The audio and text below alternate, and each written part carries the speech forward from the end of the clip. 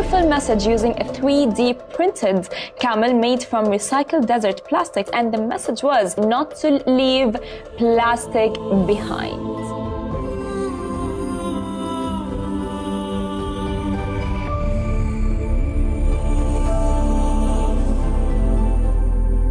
We started from a generative AI to produce the concept of the design, and our 3D design team used 70 to 80 3D printers printed with the recycled industrial plastic. Then we combined them all together like a puzzle to produce the largest sculpture.